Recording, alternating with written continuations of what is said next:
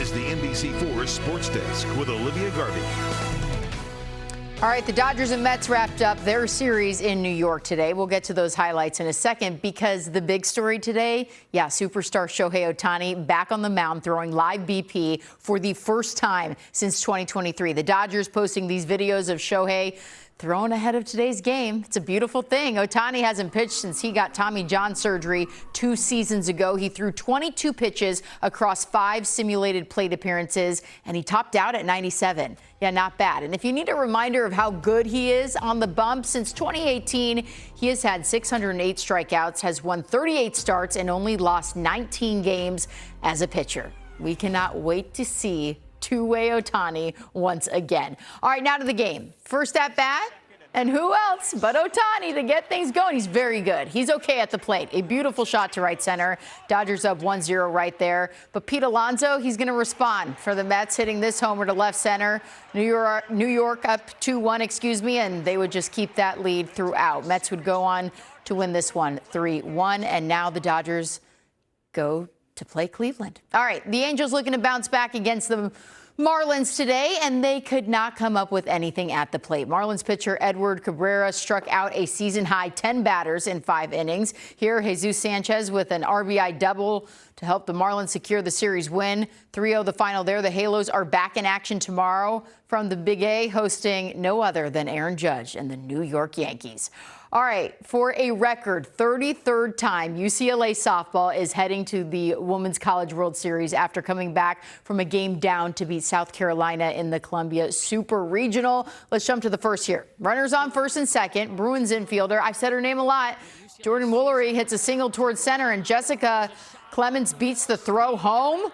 She got it. UCLA up 1-0 right there. Let's go to the 5th. Is it deja vu? Woolery again, stepping up to the plate. She's good at this. Hitting another RBI single. Clemens scores to increase their lead to 2 in the 7th. It was all Bruins. Bases loaded. Outfielder Riley Slimp singles to right with 2 runners scoring. 4-0 Bruins. And for good measure, SoCal native Alexis Ramirez. Yeah, she's safe right there. Alexis Ramirez adds insurance for the Bruins. This hit to right center, and 3 players are unable to come up with the catch. Bruins win 5-0 and are headed to Oklahoma City. Here's the Bruins head coach after the game.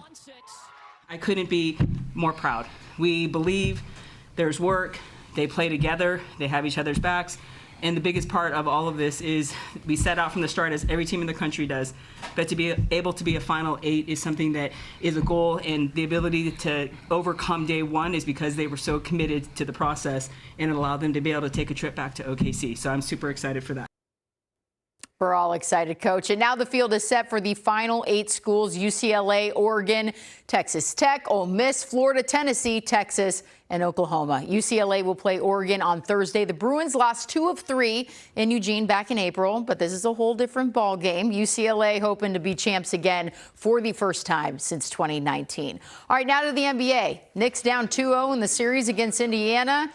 In the 4th, New York down by 10, and it's Karl Anthony Towns who just took over a man-possessed. Bucket after bucket, scoring 20 of the Knicks' next 24 points in the 4th quarter, finishing with a double-double. Knicks go on to win it 106-100. New York can breathe again. Game 4 is on Tuesday. All right, and Alex Palou's nearly perfect IndyCar season continued with a win at the 109th Indy 500 today. And the caution is out. Yellow. Caution is out. Palou will win for validation, vindication. The 3-time series champion snatched the lead on lap 187 of 200 and secured his first victory in the greatest spectacle in racing. Palou only led in the final 14 laps, and he celebrates, of course, with the traditional bottle of milk. I don't know if I'd like that. A long-standing tradition dating back to 1936. Congratulations to him.